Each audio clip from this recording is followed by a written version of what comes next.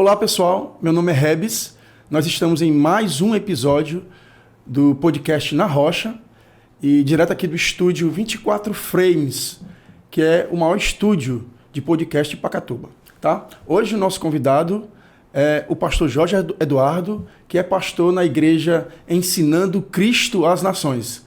E pastor Jorge, é uma honra recebê-lo, né? Nós somos, graças a Deus, amigos agora, né? Bem afinados. Amém. E eu queria que o senhor se apresentasse aí para todo o público aí do podcast Na Rocha. Muito bem. Meu nome é Jorge Eduardo, prazer estar aqui nesse podcast. E eu sou pastor na igreja Ensinando Cristo às Nações, que fica ali na Pajuçara, em Maracanaú, na rua Raul Teófilo, 368A, que é na rua da Caixa Econômica Federal. Nós estamos aqui desde 2011, plantando a igreja, trabalhando,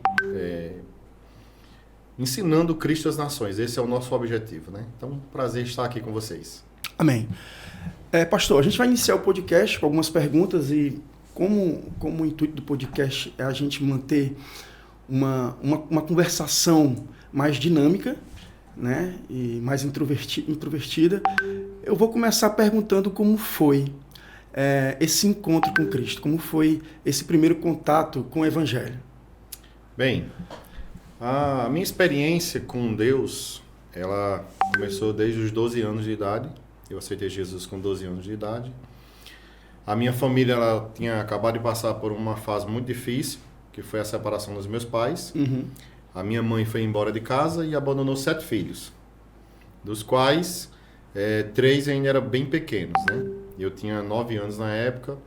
E nesse período de sofrimento, e logo em seguida meu avô morreu, que a gente morava com meu avô. Quando a minha mãe foi embora, a gente ficou morando com meu avô. Em 12 anos eu aceitei Jesus como Senhor da minha vida, mas era criança, muito infantil ainda, não permaneci, não teve ninguém que me ajudou nessa época. Então, dos 12 até os 16, eu fui para a igreja, mas assim, meio ruim, né? Sem ir frequentemente, sem ficar firme com Jesus. Sem entendimento. E com 16 anos, eu recebi um chamado sobrenatural de Deus. Eu morava numa cidade do interior do Rio Grande do Norte. Eu tinha 16 anos, estava numa praça conversando com um amigo. E o Senhor me chamou ali na praça mesmo. Eu ouvi a voz de Deus chamando no meu coração, algo que eu não tive como resistir aquilo. E saí da praça quando eu estava e fui para uma igreja que eu sabia que tinha uma igreja evangélica mais perto ali. E eu fui para a igreja, cheguei lá ainda muito tímido e me reconciliei com Deus no dia 16 de abril de 1996 e permaneço até hoje, graças a Deus. Graças a Deus. E como foi? A gente sabe que quando a gente entra na igreja, a gente começa a participar do corpo, principalmente a gente que experimentou um pouco do mundo, que é o meu caso. Eu não sei se é o caso do senhor. O senhor foi muito novo na fé, né? 12 anos é uma idade bem nova. Mas quais foram as maiores dificuldades em relação a compreender o que é o corpo de Cristo? Eu não vou dizer o termo dificuldade, mas pode-se usar o termo compreensão. Né? A gente vem no meu caso, eu vim do mundo e para me compreender aquele sistema da igreja, aquelas ordenanças, aquilo que é Bíblia, aquilo que não é Bíblia, aquilo que é imposto pelas pessoas e como doutrina. E às vezes, na verdade, a Bíblia não deixa bem explícito sobre... A Bíblia não. As pessoas não deixam bem explícito. Quando a Bíblia fala uma coisa e você pega aquilo que a Bíblia fala e às vezes transforma do jeito que você quer. Né?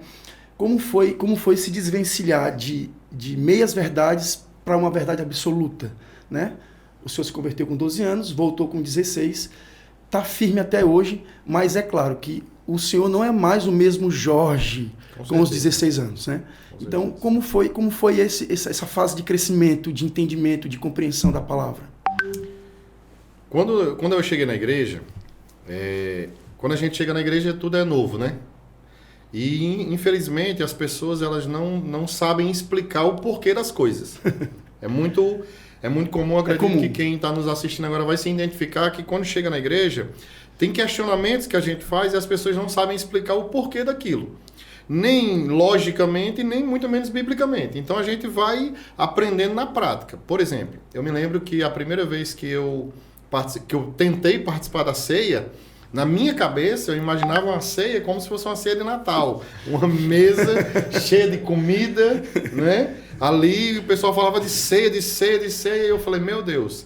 Quando eu cheguei, as pessoas vinham com um potezinho assim, um pedacinho de pão, um cálicezinho pequeno, e nem pude participar. Na época, nem pude participar.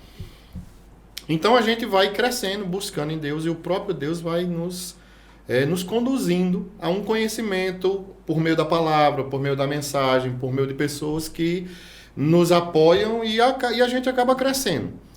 Deveria ser diferente, deveria ter uma assistência maior, mas infelizmente falta isso na maioria das igrejas, a compreensão de que a pessoa está chegando de uma realidade totalmente diferente, ainda que não tenha uma experiência do mundo em si, mas a pessoa vem de uma outra realidade. Isso. Né? E a gente se sente um peixe fora d'água e a gente é jogado ali naquele contexto sem entender muita coisa do que está acontecendo. Né? Por que eu devo orar? Na minha época, eu aceitei Jesus numa igreja tradicional, muito tradicional, onde se orava de joelho. Toda vez que ia orar, tinha que ajoelhar. Não tinha essa coisa não de orar. Não recebe. Senão não recebe. Né? Então, por que orar de joelho? E aí ficavam os questionamentos na minha cabeça, né? E eu me lembro que eu fui assim eu dei trabalho para o meu primeiro pastor porque eu ficava questionando as coisas, perguntando, mas por quê? Por que isso? Porque, por exemplo, eu perguntei para ele assim, por que a Bíblia diz que Deus, por que Deus não é mulher? Né? E aí ele ficava, abra a Bíblia aqui, abra a Bíblia ali, me mostrando, né, coisas, e eu não me dava por vencido. Tinha curiosidade e queria vencer. Então é mais ou menos isso. É interessante, você tocou num assunto bem legal, que é sobre a ceia. Né?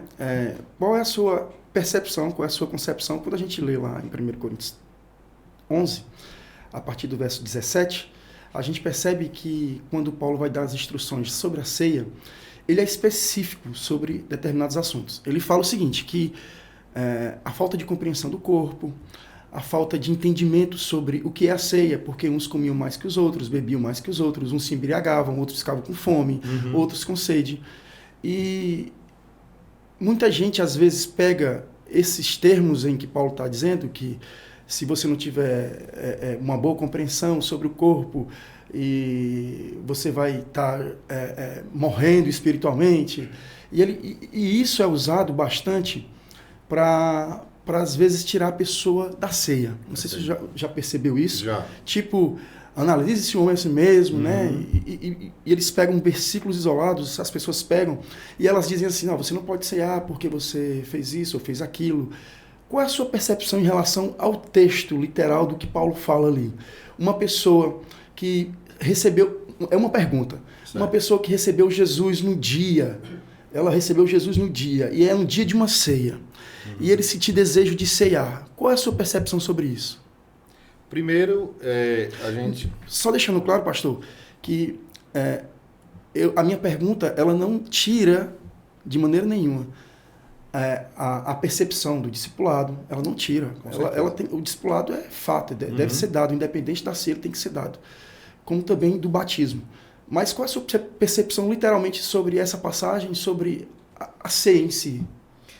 Essa passagem, ela deve ser entendida, eu acho que como um todo. Né? Toda a Bíblia, ela precisa ser lida no seu contexto. E quando a gente tira uma passagem ou um versículo, né, ou uma pequena porção do seu contexto original, a gente acaba interpretando de maneira errada, equivocada. O que Paulo está dizendo nesse texto não é que nós não deveríamos tomar a ceia, mas que nós deveríamos compreender como o corpo de Cristo funciona.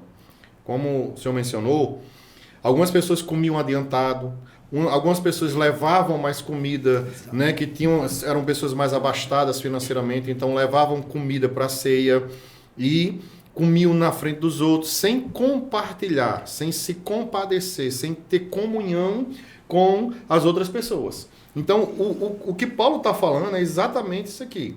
Só para contextualizar, em 1 Coríntios 11, 17, Paulo disse, nisto, porém, que vos prescrevo, não vos louvo, porque vos ajuntais não para melhor, e sim para pior. Verdade. Então, em primeiro lugar, a gente precisa entender a Bíblia como um todo, né? E, infelizmente, tem pessoas que tiram um texto do contexto para criar um pretexto, uma doutrina totalmente equivocada. Em segundo lugar, a ceia, ela é um elemento do todo, ela não é o todo, né? Perfeito. Paulo disse que se nós confessarmos a Jesus como Senhor da nossa vida e crermos no nosso coração que Ele ressuscitou, nós seremos salvos. Nós não vamos ser salvos progressivamente. Não existe uma salvação progressiva. A cada dia eu sou salvo um pouquinho. Não, eu sou salvo agora. E como salvo, eu posso desfrutar do reino de Deus agora. Se eu sou salvo agora, o Espírito Santo vem habitar dentro de mim, me santifica. Se eu morrer agora, eu vou para a glória. Estou unido com Cristo. Perfeito. Não é? É isso. Né? Se eu sou salvo agora, sou inserido no corpo de Cristo. Porque tem duas coisas que as pessoas religiosas não entendem. É que no momento da salvação, nós somos batizados em Cristo. Isso. 1 Coríntios 12, Paulo disse, quando nós nascemos de novo, nós somos inseridos no corpo de Cristo. Se eu faço parte do corpo de Cristo, por que eu não posso tomar a ceia? Isso não tira a disciplina do discipulado, do batismo, né, do aprendizado. Não invalida isso. Perfeito. Tudo isso deve ter. Eu sempre digo na minha igreja o seguinte... se o pastor, por exemplo, você como pastor da igreja, se você disser assim, olha, os novos membros só podem se batizar depois de um discipulado de 6 meses, tá certo. Se você disser, olha, uma semana, você também está certo, porque não existe na Bíblia nenhuma prescrição temporal, né? O que Paulo disse, inclusive no texto, é que examine-se o homem a si mesmo e assim coma do pão e beba do cálice. Ele não disse examine para deixar de comer do pão ou beber do cálice. Então, primeiro, a questão da interpretação, que as pessoas interpretam errado porque tiram o texto do contexto. E segundo, que a ceia não é o todo, ele é parte do todo. Quando eu ceio, eu estou celebrando a minha redenção, que já aconteceu primeiro na cruz e foi efetivado na minha vida no momento em que eu nasci de novo, que recebi o presente de Deus, que é a salvação. Perfeito.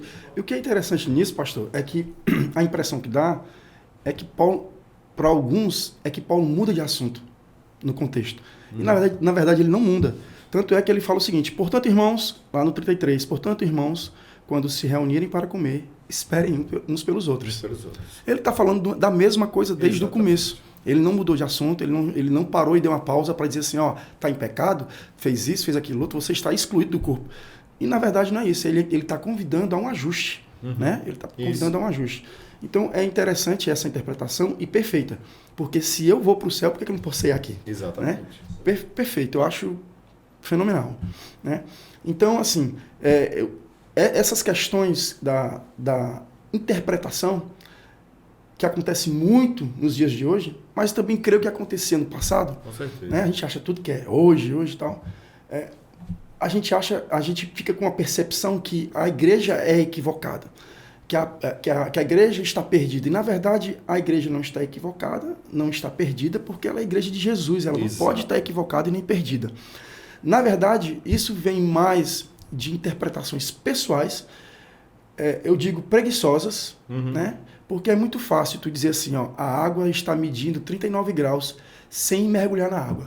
É necessário tu mergulhar para dizer a temperatura da água. Exato. Tá entendendo? Então, a gente percebe que a igreja hoje em dia, ela tem uma forma de crer, e cada igreja tem a sua formazinha de crer, a sua formulazinha de crer, e na verdade, a gente fica dentro dessa bolha, dentro das nossas igrejas, né?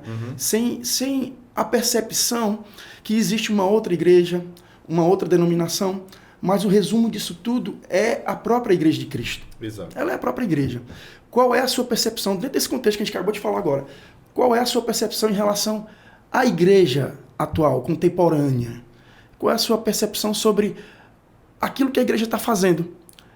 De uma forma geral. Porque certamente haverá críticas de ambas as partes, mas também a gente tem que entender que haverá muita coisa boa sendo feita. Qual a sua percepção sobre a igreja contemporânea? Eu acredito que para a gente ter uma visão equilibrada da igreja, a gente precisa olhar para a palavra. Perfeito. Né?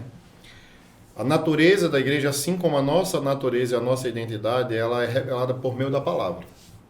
Então, para a gente ter uma visão correta da igreja, a gente precisa olhar a igreja sobre o prisma da palavra de Deus, né? Práticas isoladas ou não, se nós formos julgar, é como se a gente estivesse julgando uma pessoa de fora, sem saber as motivações, as reais intenções, o porquê daquele comportamento. É óbvio que existem organizações que praticam coisas erradas, existem seitas, existem pessoas que estão erradas no seu conhecimento, falta de conhecimento, às vezes má caráter. A intenção é equivocada, né? Intenção equivocada. Mas eu acredito que hoje a igreja está melhorando a cada dia. Apesar de que, se nós olharmos de fora, a gente vai ter muitas críticas a fazer. Isso. Né? Isso. Algumas críticas são legítimas e outras são necessárias, mas tem outras que são apenas a questão de gosto. Né? Talvez a sua igreja caminhe numa direção que eu não gosto muito. Perfeito. Né? Talvez eu caminhe numa direção que você não goste muito. Tem igreja, por exemplo, tem pessoas que gostam de uma igreja mais liberal, mais tranquila, mais suave, e tem outras que já gostam de uma igreja mais, né, ali mais na palavra, ensino, mais dessa forma. Agora, a identidade da igreja é revelada pela palavra. Eu acredito naquilo que Jesus disse em Mateus 16. Ele disse: sobre as portas, sobre esta rocha eu edificarei a minha igreja, e as portas do inferno não prevalecerão contra ela. Interessante. Eu tenho um colega que mora do Sul, e ele era um dos críticos da igreja, né? Ele não pregava sem criticar a igreja. A igreja está desviada, a igreja é prostituta, a igreja é essa, a igreja é aquela.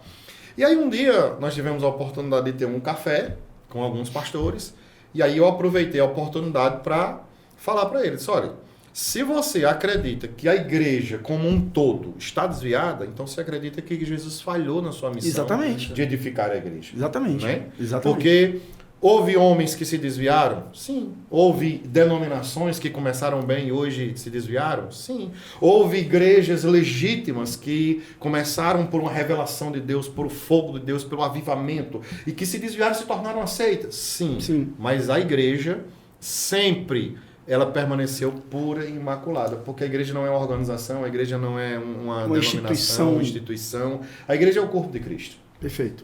Eu tenho um livro chamado 2000 anos do cristianismo carismático. E nesse livro o autor resgata, através de documentos históricos, que o mover do Espírito, os dons espirituais e curas, sinais, batismo com o Espírito Santo, línguas estranhas, ele sempre aconteceu ao longo da história. Nunca o Espírito Santo deixou de atuar sobre a igreja. Então, se hoje a gente olhar para a igreja sobre o prisma do mundo, de crítica, e apontar a crítica, a gente está olhando do lado errado. A gente Exatamente. tem que olhar pela palavra. Perfeito. Né? É isso. Claro que precisa melhorar em alguns aspectos, é óbvio. Tem que ter uma autocrítica, né? Tem que ter uma autocrítica. Eu sempre estou fazendo uma autocrítica na minha vida e na minha igreja. O que a gente precisa melhorar? O que a gente está falhando? O que a gente tem que estar avaliando e reavaliando, né? Mas perfeito. É interessante isso, porque essa forma de cada um conduzir, porque existe uma instrução Sim. específica para cada um.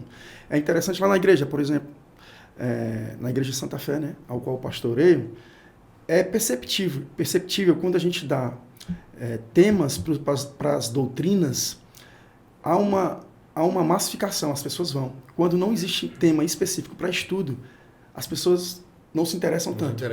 Então, é uma coisa que é nossa, tá entendendo? É uma coisa que Deus especificou para a gente. A gente entende esse tempo, entende essa instrução, essa forma de Deus conduzir a igreja. Eu costumo dizer, pastor, que a igreja, costumo dizer porque está na Bíblia isso, né? Lá em Efésios, acho que capítulo 3, ela diz assim, que a igreja é um mistério que estava oculto, onde os antigos não conseguiam vislumbrar, né? E Deus deu a revelar a igreja, o próprio Cristo revelou a igreja, e ele deu uma autoridade para a igreja, né? Ele deu um poder para a igreja. E qual é esse poder? É de administrar o reino de Deus aqui na Terra. Existe um problema muito grande, porque os próprios cristãos, eles dizem, nós não devemos julgar as coisas, né? A gente pode julgar, a gente não pode julgar. Eu, particularmente, acho isso equivocado. Porque Paulo diz que a gente vai julgar as coisas. E por que a igreja não pode julgar as coisas? Sejam elas dentro da igreja, essas ponderações dentro da igreja, como também essas ponderações extra-igreja. Isso.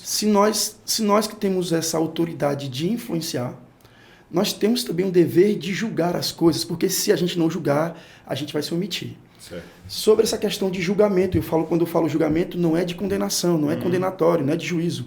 Eu falo de uma percepção muito mais aguçada. Avaliar.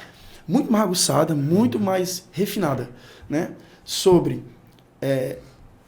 a igreja, literal, o que é ser igreja, e o que é o mundo, que as pessoas tanto falam, entrando na igreja. Né? Tem esse feeling, né? O mundo está entrando na igreja. As pessoas falam muito, parede preta, os holofotes, né? E, na verdade, o mundo, ele não é estético.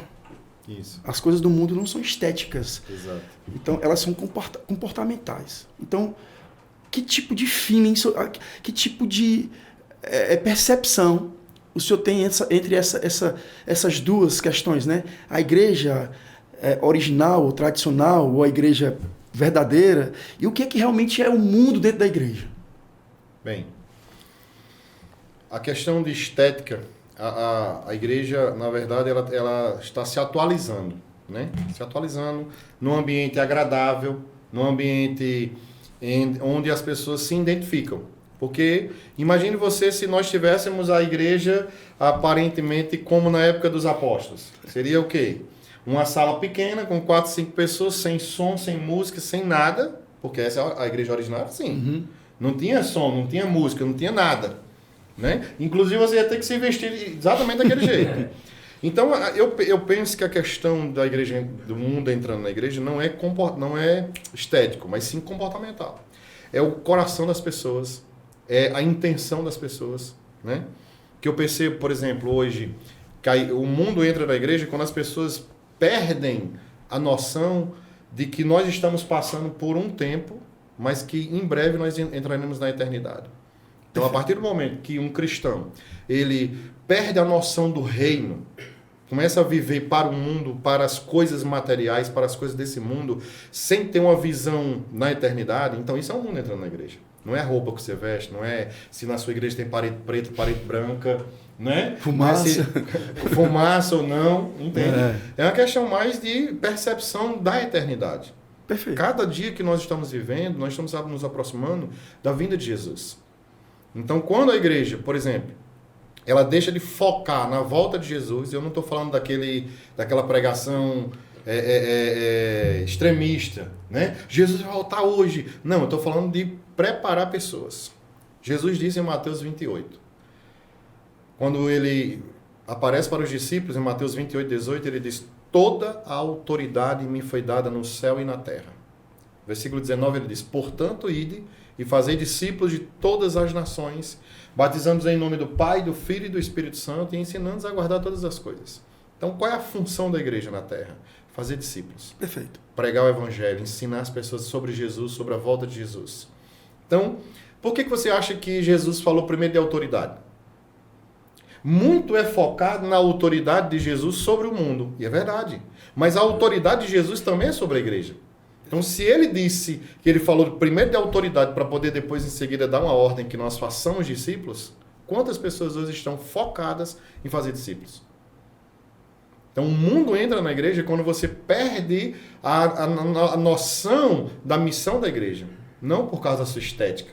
Não que se a sua igreja tem banda, ou tem coro, ou tem trio, ou tem a capela... Isso é irrelevante. Irrelevante. Né? Diante disso tudo. Diante do que essa grandeza, né? Da grandeza, exatamente. E eu acredito que a gente deve influenciar a cultura, mas a gente faz parte da cultura.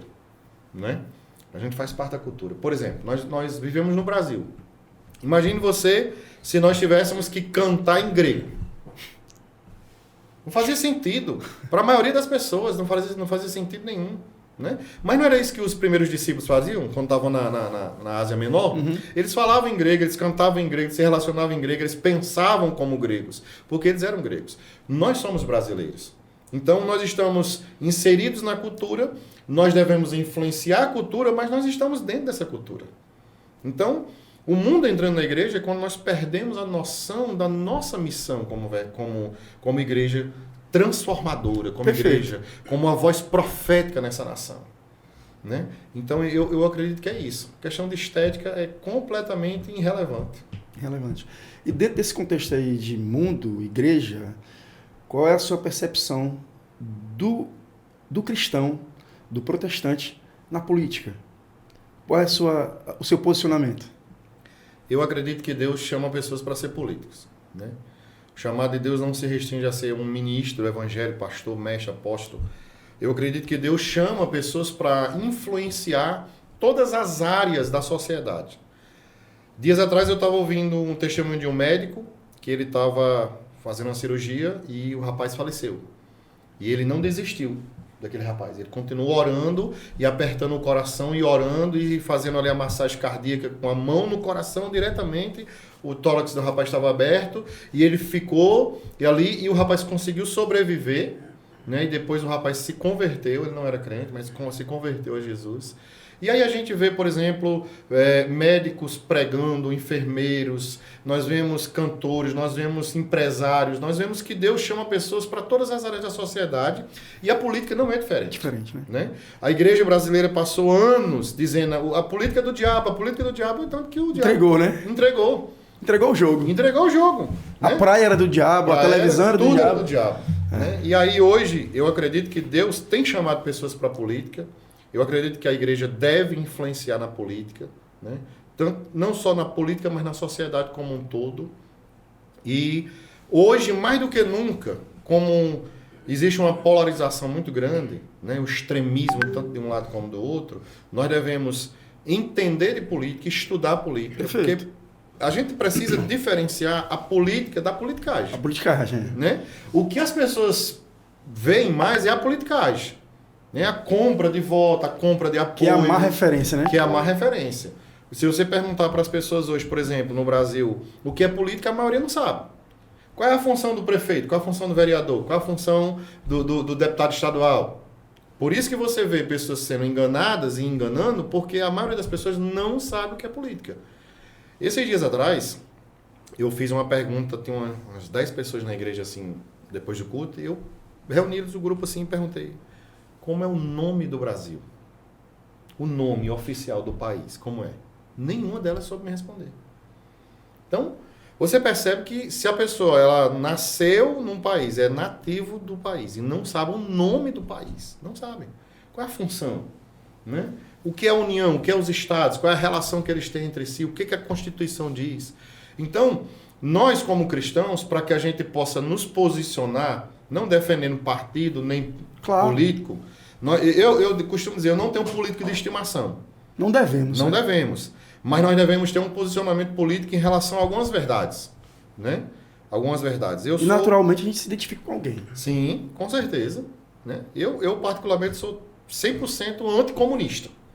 O comunismo não condiz com a realidade do cristianismo. Porque são valores totalmente opostos. E a gente tem visto muito cristão progressista, né? Progressista. É incrível. Na verdade, eu acredito assim, que não existe um cristão progressista, existe um falso cristão. Né? Porque se você pega a palavra e você lê a palavra, estuda o mínimo necessário, você vai ver que a esquerda, todo o sistema, o segmento chamado de progressismo na política, seja no Brasil ou em qualquer lugar do mundo, é totalmente anticristão. Totalmente anticristão. Então, eu acredito que os cristãos devem se envolver na política, influenciar a política. Quanto mais cristão, melhor. Em tudo, né? Em tudo. Quanto mais cristão, melhor. Você vê as faculdades públicas completamente perdidas, né? Perdidas. Dominadas, cheias de ideologias. Enfim, eu vi agora uma prefeitura, eu não lembro qual o município, que o prefeito, ele baixa um decreto lá, não sei como é que ele chama, portaria, porque é municipal, deve ser portaria, não sei, eu sou leigo nisso. E ele decidiu o seguinte: é necessário ensinar a Bíblia nas escolas. Então, você vê perdido, né, em milhões, com bom senso, né? Porque a Bíblia é realmente um livro poderoso de ética, né, comportamental, e se a gente for levar para o lado espiritual, é um livro de salvação, né? Isaac, a gente tem alguma pergunta aí? Um aqui do Davi. Tem um aqui do Davi. Boa noite, maravilhosa, graças a paz. A minha pergunta é o seguinte: qual foi a diferença mais beneficamente impactante que a Escola da Fé fez na sua vida profissional e pessoal, Pastor Jorge? Pastor, antes do senhor responder, eu preciso explicar, né? Porque senão ninguém vai entender. Na Igreja Santa Fé, nós temos uma escola que se chama Escola da Fé. E o pastor Jorge é um dos professores da Escola da Fé. E é um professor excepcional. E as pessoas amam muito as aulas dele, né? Então, ele vai dar, eu explicando, agora ele vai responder. Porque a gente tem essa escola, ela é 1 ano de duração, a gente está abrindo vaga agora, deixar bem claro, a gente está até abrindo vaga agora para 2024, né? Fazer aqui vender meu peixe, né? 2024 a gente tem uma turma agora, a gente abriu vaga, e o pastor Jorge é um dos professores da escola. Primeiro é um prazer muito grande, né, ensinar na Igreja Santa Fé, sempre sou muito bem recebido, fico muito feliz. E ensinar é a minha paixão, é a paixão da minha vida, né? Daqui a pouco eu vou contar uma outra parte do meu testemunho, mas ensinar é precioso demais. Para mim é a coisa a razão da minha vida é ensinar, eu amo ensinar. Quando eu fui ensinar na Escola Santa Fé, na Escola da Fé, né? Na Igreja Santa Fé, isso me acrescentou, com certeza, né? Me acrescentou muito, porque a gente vai ensinar, então a gente tem que estudar mais do que os alunos. Então isso, além do estudo antecipado, durante as aulas você vai ensinando e você vai vendo coisas que antes você não conseguia ver. Então, para mim foi um privilégio muito grande. Eu cresci muito, né? Principalmente na matéria. E espero esse ano aí estar com vocês, em nome de Jesus. Eu é que estou orando para isso. Tem mais algum, Isaac? Não, o pessoal estava respondendo aqui ainda, mas não mandaram mais. Estou esperando aqui ainda. Tá. Pastor Jorge, nós tivemos um convidado agora, por último, Natan, que a gente falou muito sobre algumas coisas da escatologia, né? Sobre escatologia. E é um assunto muito interessante. Para muita gente, eu acho que para 90% é um assunto nebuloso, porque fica muitas questões, as pessoas acham que é alegoria, outros acham que é literal, né? Como nós cremos, eu vou dizer, nós somos idênticos naquilo que cremos, né? Sobre escatologia, nós temos uma referência. Eu queria que o senhor falasse um pouco, que eu não perguntei, mas eu vou aproveitar aqui, sobre aquela passagem em 2 Tessalonicenses, que fala sobre que antes da apostasia, é muito pano para manga, né? Mas antes da apostasia, ou depois da apostasia, perdão, virá o homem da perdição, né? O senhor poderia explanar um pouquinho para a gente um pouquinho sobre isso, né? Já que a gente pensa igual, mas é bom que as pessoas entendam aí um pouco. Certo. Eu acredito que antes da volta de Jesus, Me peguei não, né? Muita coisa vai acontecer. Sim. Né? Muita coisa vai acontecer. Existem coisas que são fundamentais e coisas que são secundárias. Né? Por exemplo, a volta de Jesus. Quando Jesus... Algumas pessoas perguntam... Uma certa vez uma pessoa perguntou para mim assim... você acredita que Jesus vai voltar antes da grande tribulação, ou depois da grande tribulação, ou no meio da grande tribulação? E aí, eu respondi para ela com uma pergunta. Né? Perguntei para ele. O que você acha que vai acontecer? Qual é o acontecimento bíblico que vai ser o estopim para a grande tribulação, para começar a grande tribulação?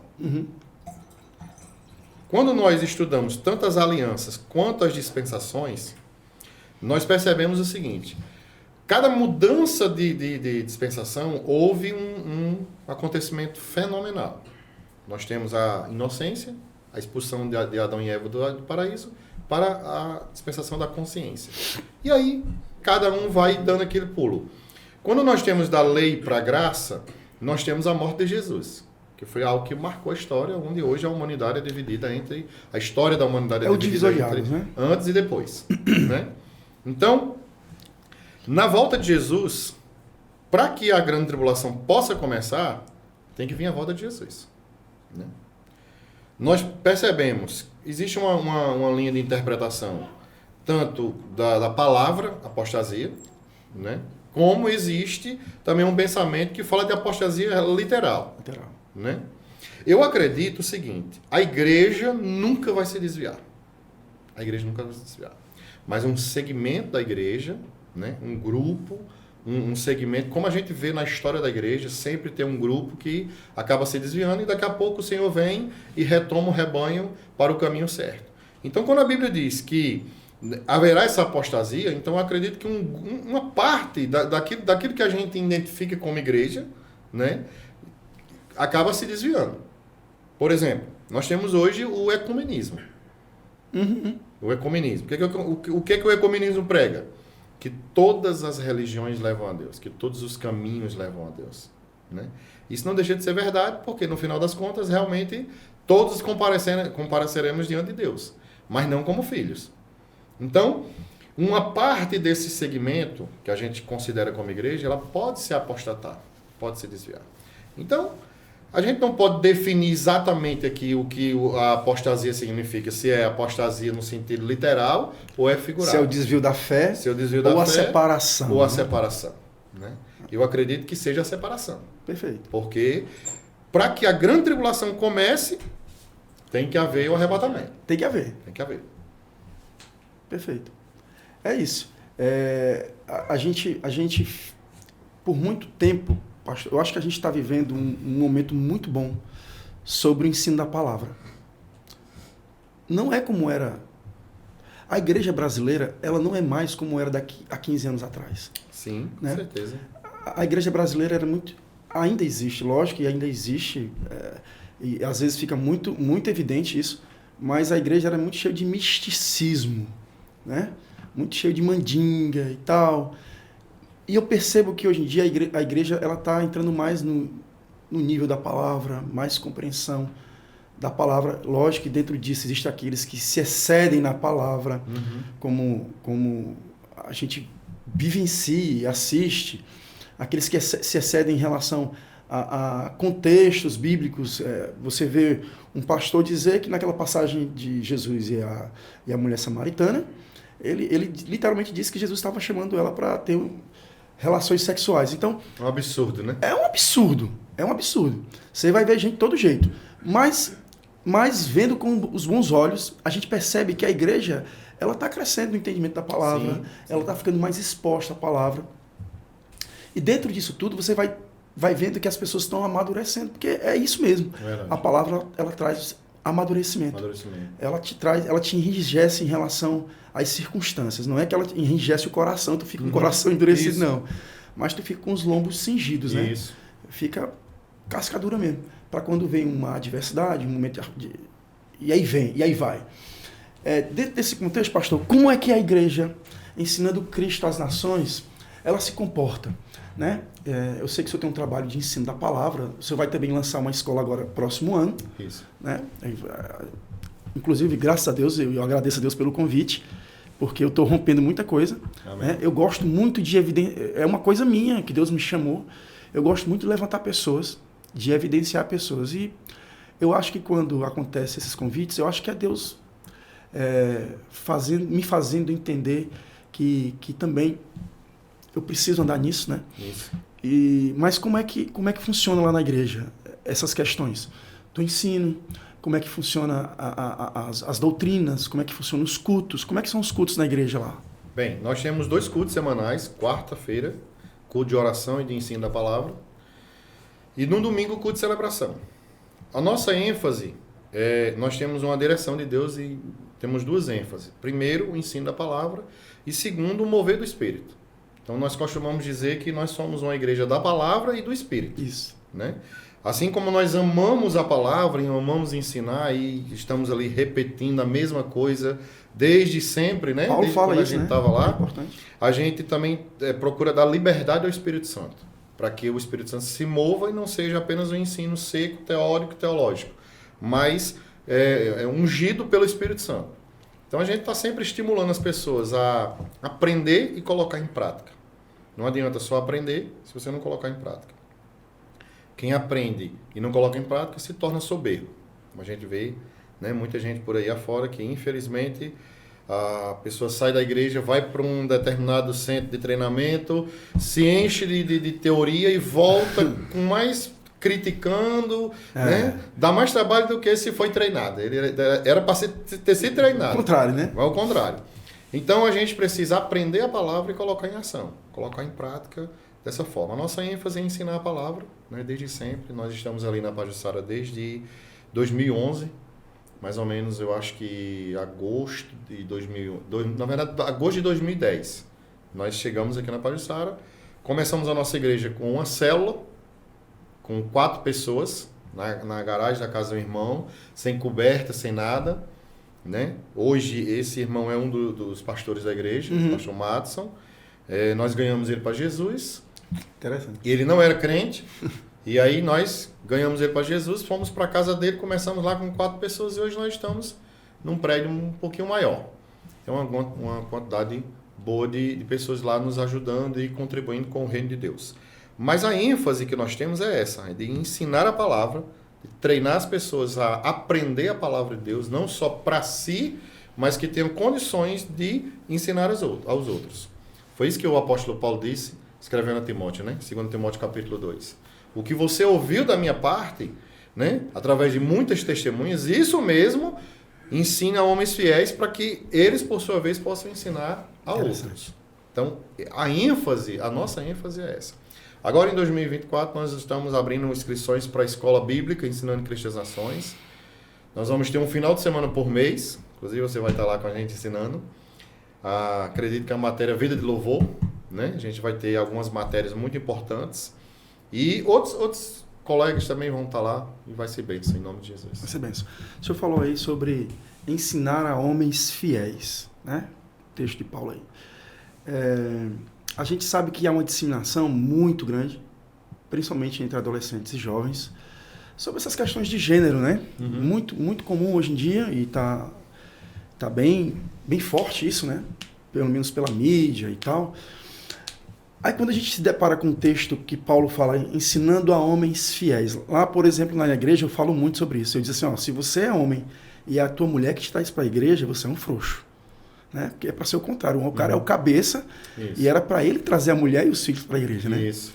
Então não é para a mulher, o filho estar trazendo o homem para a igreja. O homem tem que ter o papel de homem. Isso. Homem fiel a Deus. Né? E como o senhor trata essas questões? Por exemplo, quando você vê Josué, capítulo 24, verso 15, ele diz o seguinte: eu não sei quanto a vocês, mas eu e minha casa serviremos ao Senhor. Eu acho esse texto tão top. Assim, é tão maravilhoso. Tem gente que acha que isso é uma promessa, né? Mas na verdade é uma decisão que ele fez. É um posicionamento. Isso. Então, esse texto para mim ele é um referencial para um homem fiel, pai de família, temente a Deus e um cara que tem uma vida, um estilo de adoração profundo. Então, assim, existe na sua percepção um trabalho extra para os homens hoje, na atualidade? Porque, assim, lá na igreja nós temos a Confraria dos Manos, né? Que é um grupo que nós temos encontros periódicos para a gente ministrar para homens. Eu percebo que as igrejas, elas fazem isso bastante nos últimos anos. Eu não percebia isso antes, mas de uns anos para cá, sobre virilidade masculina, sobre vários aspectos. Sobre como conduzir a família, na área financeira, emocional e tal. Como é que o senhor enxerga isso? Hoje nós temos uma guerra contra a masculinidade. Uma guerra contra os homens, né? Tanto no aspecto cultural, quanto no aspecto familiar. E eu já moro no Ceará já tem 13 anos, sou natural do Rio Grande do Norte, já andei em alguns estados, como Minas Gerais, né, Maranhão, e eu nunca vi tanta dificuldade nessa área como eu vejo aqui no Ceará e como eu vejo nos últimos anos. As pessoas têm medo, os homens têm medo de se posicionar, porque existe aquela crítica contra o machismo, né? As pessoas estão sempre num extremo ou no outro, né? Quando não é aquele camarada que é grosso, estúpido, é aquele cara que se deixa levar pelas coisas, não toma posicionamento, não se vê como cabeça da família, aquela pessoa que vai tomar posição, não, vai ser desse jeito, nós vamos sentar, conversar e nós vamos tomar essa decisão para que a nossa família possa ser conduzida por Deus. Deus quer que os homens sejam exatamente dessa forma. Os homens. Os homens. Sim, por quê? Porque o homem ele tem um raciocínio lógico. É difícil. É muito prático. É muito prático. Você vai, por exemplo, numa loja, se a mulher vai na loja, o vendedor consegue convencer aquela mulher. Porque ela é emocional, ela é auditiva. Né? O homem não, o homem é prático, é objetivo. Não é à toa que Deus criou macho e fêmea. Então, se Deus criou o homem e colocou o homem como cabeça da família, é assim que ele deve agir. É dessa forma. Eu tenho visto muitas pessoas que não conseguem progredir na vida porque não tem um posicionamento. E isso eu não me refiro ao homem dizer, olha, vai ser assim, desse jeito. Não, mas sentar, conversar e dar direção. Eu acho que é melhor nós tomarmos essa decisão, porque é exatamente isso. Na igreja, os homens precisam assumir o seu papel de homem, de macho. Perfeito. Não é? Perfeito. De macho. Na minha casa, eu governo a minha casa. Eu compartilho as decisões com a minha esposa, sento com ela, explano para ela, peço a opinião. Muitas vezes ela dá uma opinião que não é exatamente igual a minha. A gente chega num consenso, mas eu sempre estou ali para tomar a decisão. E eu aprendi uma coisa. Eu não tomo decisão sem conversar com a minha esposa, sem combinar com ela. Porque se eu acertar, nós ganhamos. Se eu errar, nós perdemos. Então ela merece participar. Perfeito. Mas eu não fico esperando que ela tome a decisão. Né?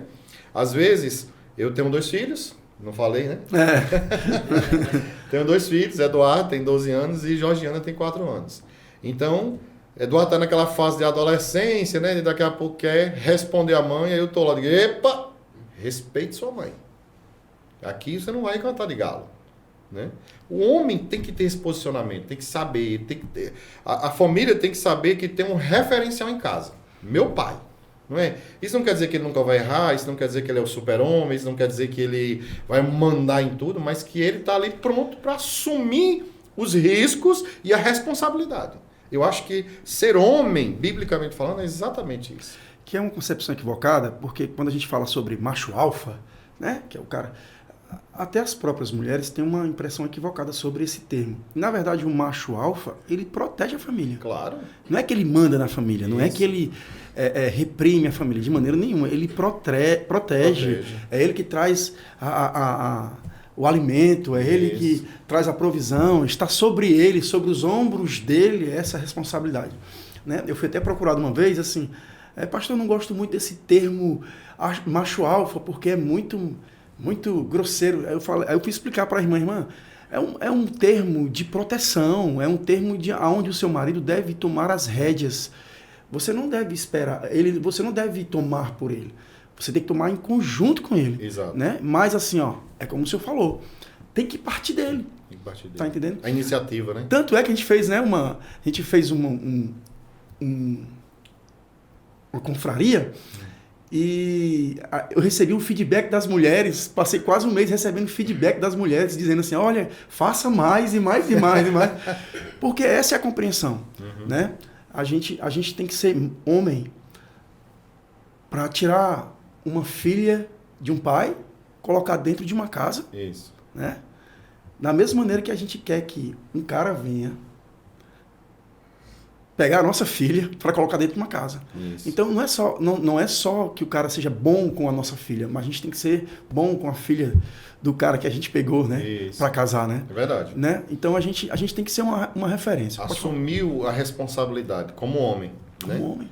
Isso não quer dizer que ele vai ser um super-homem, que ele vai acertar em tudo, ou que ele nunca vai errar, mas que ele tem que saber que ele tem uma responsabilidade. O que eu percebo hoje, Rebs, é que as pessoas ele não querem ter a responsabilidade de tomar decisões, né? E aí isso acaba levando para um lado onde as mulheres têm que tomar decisões pelos maridos e geralmente as mulheres acabam por não ser exatamente a pessoa ideal, né? Acabam tomando decisões erradas e a família vai para o brejo. E tudo hoje é muito sensível.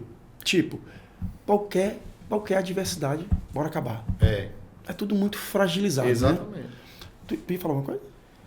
Não, e só complementar que essa questão do macho alfa, não sei se surgiu daí, mas a questão dos lobos na alcateia. O macho alfa ele vai na frente guiando a plateia inteira. Exatamente. Perfeito. Então ele está ali para tomar uma primeira decisão, se ele vai para a direita, para a esquerda, se ele vê um perigo na frente para proteger ali a sua família e os demais que estão ali atrás. E outro ponto interessante, não sei se vocês viram uma pesquisa, que saiu nos rios, viralizou, eu não sei de fato se os números são exatos, mas fala que mães solteiras que estão na igreja têm uma taxa de 18% de conversão dos filhos entrarem na igreja. Mas Sim. quando o pai é convertido, o pai é o chefe da casa ali cristão, essa taxa sobe para 85% das crianças convertidas. Eu vi. Perfeito. Ótimo. É exatamente isso aí. É. E as mulheres, elas sentem falta dessa proteção, né? Hoje, pelo feminismo que está aí à solta, pode ser que algumas achem ruim alguma coisa, mas na verdade a mulher se sente protegida quando ela sabe que ela tem um homem em casa que não vai deixar ela sozinha, não vai deixar ela na mão. Então, é exatamente isso aí. Eu me lembro, só um adendo aqui, numa aula de antropologia missionária, uma das minhas professoras na faculdade, ela deu um exemplo muito interessante. Ela era uma americana e ela estava fazendo uma pesquisa numa determinada tribo lá nos Estados Unidos, uma tribo de índios. Uhum. E ela descobriu que o homem, ele andava na frente da mulher sem nenhum peso, só com as armas, né, ali, e as mulheres que andavam atrás dele com toda a carga, inclusive com os filhos. Uhum. E ela foi pesquisar a fundo, né, por que isso, e aí ela entendeu que, na verdade, o homem precisaria estar livre dos pesos para que pudesse proteger contra os predadores. Se ele tivesse com um monte de peso, como é que ele iria proteger Uma má a percepção família? disso, né? Se houver uma má percepção disso, vai dizer, rapaz, como é que pode? O cara não está levando nada. Não está levando nada. A mulher que está levando a carga toda. Perfeito. É exatamente isso aí. Perfeito, perfeito. A gente está num processo, pastor, lá na igreja, de algumas mudanças, a gente está crescendo, a gente está experimentando unções poderosas lá, né? Graças a Deus. E eu creio também que a sua percepção e eu vou entrar no assunto um pouco delicado, né? Por que eu estou falando isso? Por que eu vou entrar nesse assunto? Sobre a questão da exposição à igreja em mídias. Uhum. Eu vou entrar num assunto que é um assunto um pouco polêmico. A exposição da igreja em mídias. Eu vi agora um vídeo, é comum esses vídeos, onde um pastor, que ele eu conheço ele, não pessoalmente, mas já fui na igreja dele, a minha irmã se congregou com ele, e ele é um homem muito sério, né? Eu conversei com ela, um homem muito sério e tal, só que ele expôs um momento específico na igreja dele, em vídeo, e esse momento é um momento, assim, eu acho muito particular da igreja, momentos de unções, experimentando unções, e ele fez algumas coisas lá, e isso viralizou, esse vídeo viralizou, né? Então, aí muita crítica, porque acharam movimentos absurdos, criancice, aquelas coisas, né, meninice. Resumindo o assunto, como é que o senhor entende essa questão da exposição da igreja? A igreja hoje, ela, como o senhor mesmo citou, ela se modernizou, ela precisa da mídia. A mídia é importante dentro da igreja, né? Mas até que ponto a igreja deve ser exposta, né? Porque eu até falei com o Isaac, Isaac, isso não são coisas que a igreja deve expor. Isso. Momentos de unções, de coisas específicas, isso não deve ser exposto, porque tem gente que não compreende, tem gente que não experimentou. É que nem aquela história, a laranja é muito ruim. Já comeu laranja? Não. Então, tem gente que não experimentou. Isso. Então, como é que é para o senhor a questão da mídia, da exposição da igreja, de abrir as portas da igreja para quem não conhece a igreja ou para quem conhece, mas tem uma outra percepção de igreja? A mídia é uma faca de dois gumes. Pode ajudar e pode atrapalhar. Então, eu acredito que a mídia ela deve ser intencional. A sua exposição, a exposição da igreja para a mídia deve ser intencional, naquilo que apresentar as características da igreja, a igreja acolhedora, a igreja família, a igreja onde a palavra é ministrada de maneira que possa abranger o geral. Eu acredito que na igreja existe o geral e existe o particular. Tem mensagens que eu não prego no domingo. Perfeito. Só prego na quarta. Exatamente. Por quê? Porque na quarta é um culto específico para crente. É um culto que é de oração. Então nós temos 1 hora de oração. Louvor, adoração, intercessão, petição, essas coisas. E nós temos 1 hora de palavra, 1 hora de ensino. Então tem mensagens que eu não prego no domingo. Só prego na Parece quarta. não fazer sentido no domingo, né? Exatamente. No domingo tem um visitante, no domingo tem um novo convertido, no domingo tem pessoas que estão passando ali e acaba chegando, fica na porta da igreja. Então não tem lógica eu ministrar uma mensagem que é para um grupo específico para um grupo que não é. Então, o geral é aquela mensagem do evangelho, de salvação, a mensagem que a gente vai ministrar e conquistar o coração das pessoas. O que é específico, como você falou, a respeito de unção, de mover, né? As pessoas não compreendem isso porque elas não experimentaram isso. Vou contar dois testemunhos aqui rápido. 2 historinhas. 2 historinhas. Primeira delas, Inclusive, pastor, se tiver alguma historinha engraçada, pode contar, viu? a primeira delas aconteceu comigo, né? A primeira vez que eu fui para um ambiente de unção, eu não conhecia unção. Não conhecia. Ouvi falar, mas não conhecia. Nunca tinha experimentado isso. Mas eu estava muito desejoso, com muita fome de Deus. Então eu fui para um encontro, para um retiro espiritual. E lá eu me lembro que depois de todos os 3 dias de encontro, no último dia teve a ministração do batismo no Espírito Santo. E o irmão que ministrou na época falou assim, quem é batizado no Espírito Santo vai lá para trás, fica orando em línguas, e quem não é, vem para frente aqui que a gente vai impor as mãos sobre você. Depois da ministração da palavra. E eu, como já era pastor, já era batizado no Espírito Santo, fui lá para trás, fiquei lá orando e tal. E eu me lembro que naquele dia, que pela primeira vez eu experimentei uma unção tão poderosa, que era como se fosse uma corrente elétrica no meu corpo, assim. Entende? E eu comecei a rir. Algo que não era normal, nunca tinha acontecido. E a minha mente ficava questionando, por que eu estou rindo? Mas eu sentindo aquele refrigério, aquele gozo, aquela unção, parecia que tinha uma corrente elétrica passando pelo meu corpo. Então, alguém de fora que me visse naquela situação, certamente ia julgar. Mas eu não estava experimentando o que eu estava experimentando. É a questão da mídia. E a outra questão foi... uma determinada vez lá na igreja eu ministrei sobre a ousadia no espírito, né? E eu peguei o texto de Provérbios 28 que diz que o justo é intrépido como o leão. Então eu ministrei sobre várias passagens, sobre vários aspectos, tal. E aí, no outro dia, eu mandei uma mensagem no grupo da igreja estimulando os irmãos. Falando, irmãos, e aí? Cadê os leões dessa igreja? Né? Estimulando os irmãos a serem ousados. E aí, tinha um camarada que não fazia parte da nossa igreja, mas que estava participando do culto.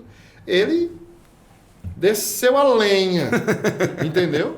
E eu falei, irmão, você está agindo como uma pessoa sem sabedoria, porque você não sabe do que se trata. Você está julgando algo que você não sabe do que se trata. Então, uma pessoa, por exemplo, que vê um vídeo na internet e julga a igreja pelo vídeo, ela vai julgar por aquilo que você apresenta. Exatamente. Então eu concordo plenamente com você que nós não deveríamos expor certas coisas, certas particularidades. Até porque, por exemplo, existem coisas que num determinado culto Deus quer tratar lá na sua igreja. Não é para o público, não é para outras pessoas. Tem um determinado momento que Deus quer tratar com a gente de uma certa forma. Isso pode ser se tratando do ponto positivo e do ponto negativo. Né? De repente, Deus está chamando a atenção daquela igreja por alguma coisa que Ele quer que mude. Então, se você joga isso na mídia, você acaba queimando a imagem da igreja. E é uma igreja séria. A igreja é séria. E isso aconteceu no próprio livro de Atos 2, quando eles foram julgados dizendo que estavam embriagados. Exato. Né? Exato. O que eles viram lá? Uma galera falando as línguas das próprias nações, mas também viram uma galera falando línguas estranhas. Línguas estranhas. Então, para eles era o seguinte, estão tudo bebão, na hora 9 horas da manhã, estão tudo bebão aí, né? E é uma percepção que a igreja precisa ter discernimento, precisa ter compreensão. Porque senão, acontece o que o senhor falou aí. Por mais que você trabalhe para manter uma integridade, porque eu acho que existe isso hoje em dia, a gente passou um período muito ruim, que foi aquela igreja irrelevante. Quando eu falo igreja irrelevante, não é dizendo que a igreja em si ela é irrelevante de maneira nenhuma. mas ela não interagia com a sociedade. Não causava um impacto na sociedade. Né? A gente passou por um período desse. Eu me lembro que na minha conversão, eu tinha 11 anos, 12 anos, eu estava jogando bola, eu estava com alguns dias de convertido, eu estava jogando bola. Os irmãos da igreja chegaram, era uma igreja bem tradicional, e falou assim: ei, Rebs, você não pode jogar bola. Sai do meio dos incrédulos agora. Aí eu parei a bola e os meus amigos: diabo é isso aí. Nós somos do Ceará, né? Uhum. Diabo é isso aí, mano. Diabo é isso aí. E ficou aquela pressão dos irmãos e dos meus amigos. Dos amigos. Aí ele falou assim: bora, decida. Bem. Aí eu falei: não, vou jogar bola. Com vergonha dos amigos. Uhum. Então a igreja, ela tinha muito disso. Ela não era relevante e para quem participava era sufocante. Então, assim, a igreja passou por esse processo. Depois disso, veio aquele momento onde Deus, ele rompeu, né?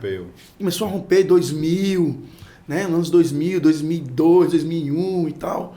Então, foi um momento bem... Eu acho que um pouquinho antes ainda, né? Antes ainda. Então, foi um momento de romper, né? A gente começou a experimentar coisas novas, assim, e foi muito poderoso. E é interessante a gente entender isso, porque não é porque houve essas mudanças e essas nuances que o próprio Deus determinou aí, que a gente não vai ter critério naquilo que se faz, né? A gente precisa ter um critério naquilo que se faz. Bom, pastor Jorge, o senhor falou que queria falar algumas coisas em relação, eu não sei se é testemunho ou algumas coisas que ficaram aí pendentes, né? Uhum. Eu queria que o senhor aí concluísse aí, a gente está próximo a terminar, vai fazer, olha só, 2 horas já, hein? Bem, por causa do meu testemunho da situação que aconteceu na minha família, né? A gente acabou tendo que morar com parentes e tivemos assim uma infância e uma adolescência bem atribulada por causa dessas circunstâncias. Eu só estudei até a 3ª série do 1º grau. Naquela época que se chamava 3ª série do 1º grau, né? Quando a minha mãe foi embora de casa, eu estava terminando a 3ª série. Aí a gente, na verdade eu nem concluí, fui morar com um parente, viajar para lá para cá, ficar um tempo aqui, um tempo ali, e acabou que eu me converti ao Senhor, também não voltei a estudar com 21 anos de idade. Hoje eu tenho 43, sou de 80. Então, com 21 anos eu conheci a minha esposa, que hoje é a minha esposa, e ela me inspirou muito a estudar, né? Então eu voltei, fui fazer supletivo na época, terminei o supletivo do ensino fundamental, depois fui fazer supletivo do ensino médio, terminei o supletivo do ensino médio e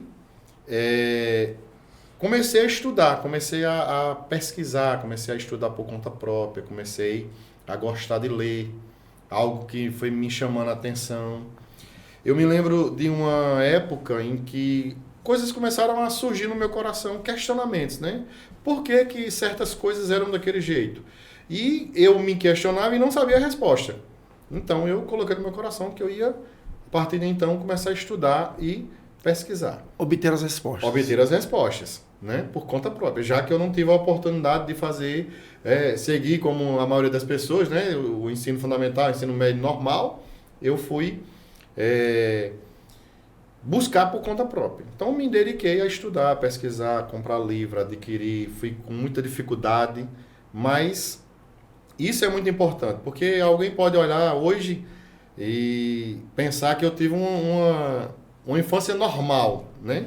Então isso que aconteceu comigo não é só pelo chamado de Deus, mas por uma determinação do meu coração. Uhum. Eu determinei que eu não iria ficar vivendo de informação alheia, mas que eu iria pesquisar por conta própria. Então alguém que porventura esteja nessa situação, ou que hoje não tem o conhecimento necessário para poder viver a vida com Deus, o chamado de Deus, ele pode simplesmente fazer como eu e como muitas outras pessoas que não é um iluminado no sentido de dizer assim, ele foi um privilegiado, mas que rompeu certas coisas, né? Eu costumo dizer lá na igreja, irmãos, se você não tem muito, faça o que você pode fazer com o pouco que você tem. Estava conversando com o Matheus agora, pouco antes de começar, eu estava dizendo para ele, Hoje eu estava esses dias lá em casa estudando e eu estava com o computador aberto, o tablet aqui, e eu estava assim, obrigado, hoje eu tenho ferramentas que eu posso usar para estudar, para conhecer. Uhum. Mas teve uma época que eu não tinha nada. Só tinha livros. Então eu tinha que pesquisar nos livros, eu tinha que ler e livros. Muitas vezes eu comprei livros de sebo, livro usado, né? Então, o chamado de Deus na nossa vida é uma das coisas mais importantes que nós temos que valorizar. Eu gosto muito de falar do propósito de Deus, do chamado de Deus. Hoje tem pessoas que falam muito sobre isso, os coaches falam muito sobre propósito de vida, etc e tal, mas isso não é novo, isso aí já é, né? Tem muita gente falando coisas como se tivesse inventado a roda, Como né? se tivesse inventado a roda. Mas Mas não na é, verdade, né? Tudo se repete. tudo se repete. Então, a pessoa descobrir o chamado de Deus na sua vida, ou pelo menos iniciar, é uma das coisas fundamentais. E é quando a vida começa a fazer sentido, né? Começa a fazer sentido. Para mim, hoje, estudar, ensinar, falar sobre isso é algo central na minha vida, né? É o sentido da vida. É o sentido da vida. Sem isso, eu fico perdido. Eu não vejo outra coisa. Eu não tenho grandes aspirações materiais, mas tem coisas que são fundamentais, né? Hoje eu concluí alguns cursos, né? Me formei em alguns centros de treinamentos, fiz alguns cursos de teologia formal, acadêmico. Estou terminando agora, próximo semestre, curso de bacharel em teologia pela FABAD, que é a Faculdade das Assembleias de Deus lá de Pindamonhangaba, reconhecido pelo MEC. Mas eu já fiz 2 ou 3 concluído, mas que não era reconhecido, então agora eu decidi fazer reconhecido pelo MEC. Então, isso aí. Deus é bom. Muito feliz por estar aqui. Espero outras vezes também.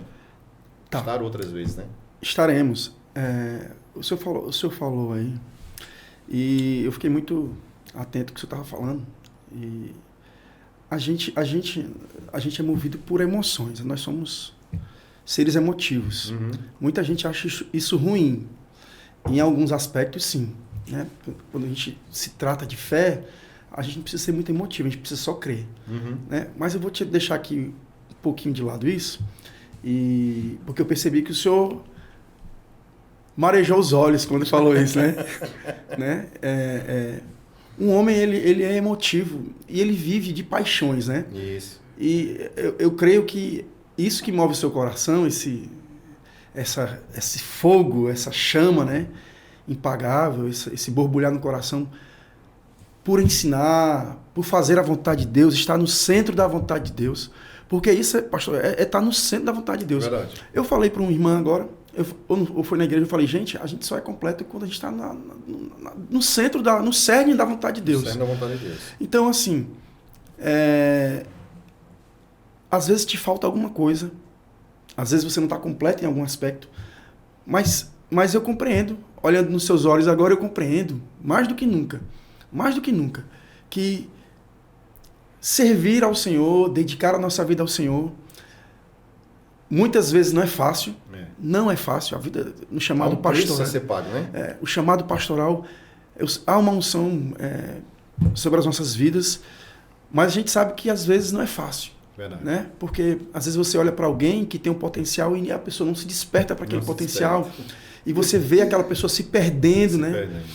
E aquilo que te move, aquilo que te dá o gás, aquilo que é combustível para você, essa dedicação, você estudar, passar noites estudando e tal.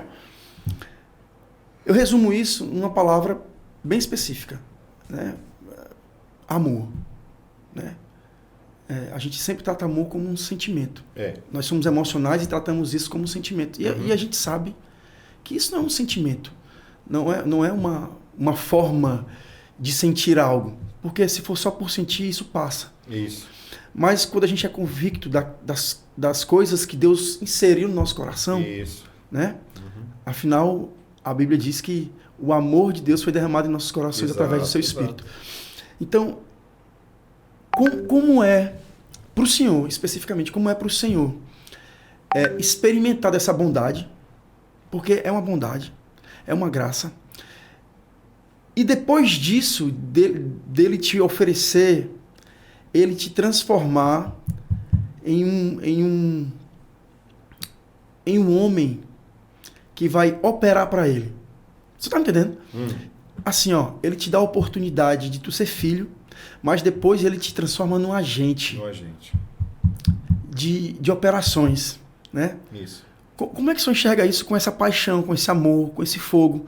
Porque, olha, eu digo uma coisa, não existe nenhum ministério ou qualquer tipo de chamado que esteja acima das pessoas. Sim. Não esteja, nunca vai estar. Porque senão tu vai estar exercendo o teu ministério, é uma forma sem função. Isso. Não sei se o senhor compreende isso, mas é uma forma sem função. A forma só terá função quando a gente literalmente fazer por amor. Isso. E como é que funciona isso para o senhor? É um privilégio, né? Não tem, acho que é uma palavra mais completa, é um privilégio quando você olha para o seu passado, de onde Deus lhe tirou, e olha o que você é hoje, em Deus, né? O agente de transformação.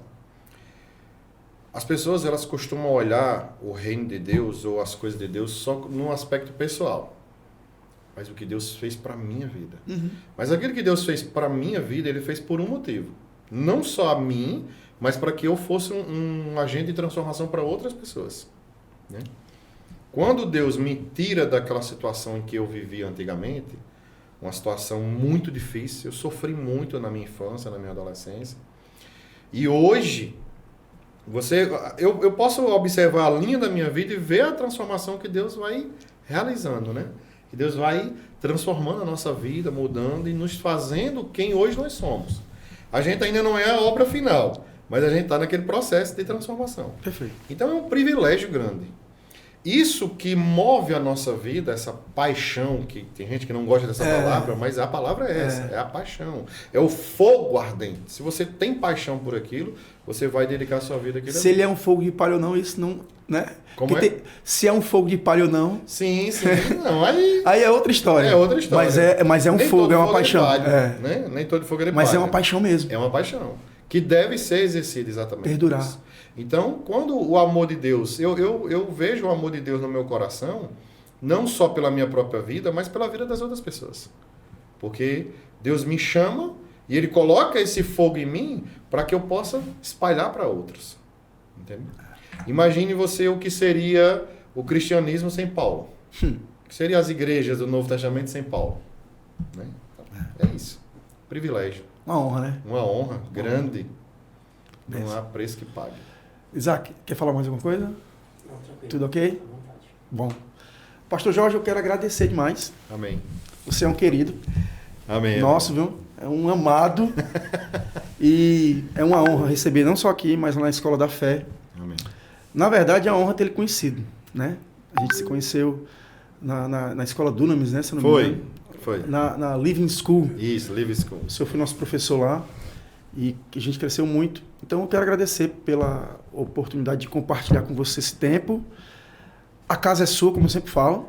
A casa é sua. E eu queria que o senhor desse as considerações finais aí para a gente poder encerrar o podcast. Amém. Eu quero dizer que a recíproca é verdadeira. Foi um prazer ter conhecido você, Isaac, né? E a Igreja Santa Fé, que tem proporcionado esse tempo de crescimento. Servir a Deus não é um peso, é um crescimento, é uma oportunidade de crescer. Eu fico muito constrangido quando eu sou convidado para algo e eu não posso participar, por alguma razão. Eu sempre faço um esforço para participar, porque eu vejo que é uma oportunidade de crescer, né? Não fico me excusando, não, eu só vou, não, eu gosto disso. Então, é um privilégio, a recíproca é verdadeira, foi um prazer conhecer você, conhecer a Igreja Santa Fé, conhecer aqui o Isaac, a podcast Na Rocha, e é isso. Nós estamos aqui para servir ao corpo de Cristo, servir ao reino de Deus. Amém. Bom, a gente está finalizando o Na Rocha Podcast, aqui diretamente do 24 Frames, estúdio 24 Frames. Obrigado a vocês, que Deus acrescente na vida de vocês sabedoria e graça, tá bom? E até a próxima, em nome de Jesus. Paz.